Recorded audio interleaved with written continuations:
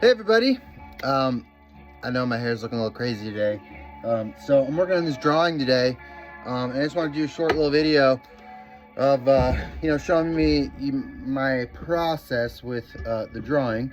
So this is you can see, oh, looking cool, right? So, yeah, I'm just going to work on this a little bit. This is a color drawing, obviously.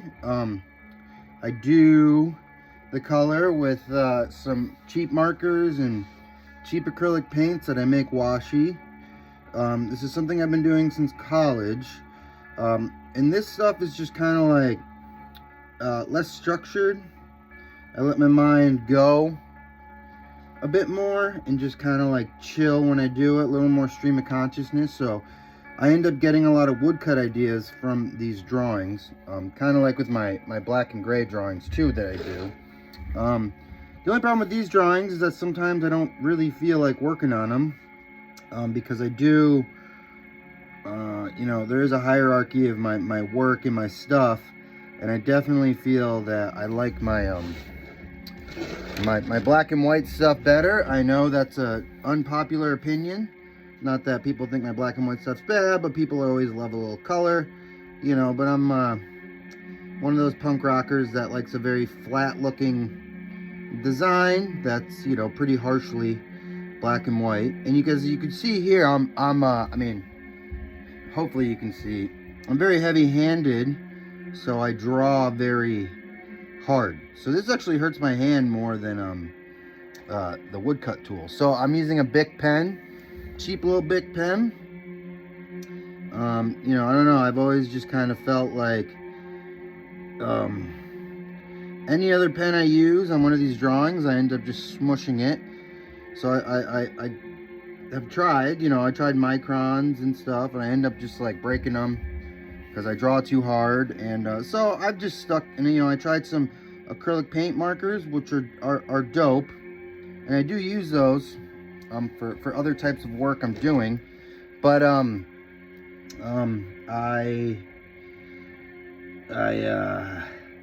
don't know, the Bic pens always just spoke to me. I always loved it. I started using it in I've always used it, but I've always liked using it just because it was kind of whatever. My mom was an English teacher, so we had a lot of Bic pens laying around, and obviously I know that you can go anywhere now and buy nicer pens or get them online, but when you're younger, you kind of just use what you got. So this is what I had, and this is kind of what I ended up just falling in love with. As you can see, we're just drawing in this punk head here.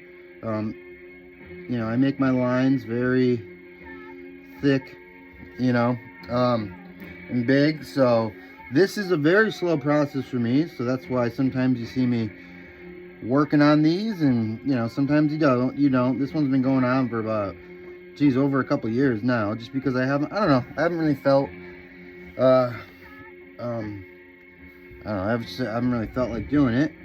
But it is a good way just for me to chill out and kind of just draw, basically. And I know that doing all the black and white drawings and stuff that I do have taken away a little bit from this process right here. But that's also why when I sell one of these, I sell them for, a couple $100, or, more than that. This one would be more than that, just because these are one of a kinds. And like I've always said, my art, my prints and everything, my woodcuts are my babies, So, we just go on with, and my process for this too is I mount Bristol paper on a piece of wood. I don't really know. Yeah, you can see this is just a piece of wood I found. I don't really know why. Well, I do know why. What am I talking about? So I love drawing on paper, but I also love to just I like a really hard surface, right? Like this is hard. The paper's mounted. Like I said, I'm very heavy-handed.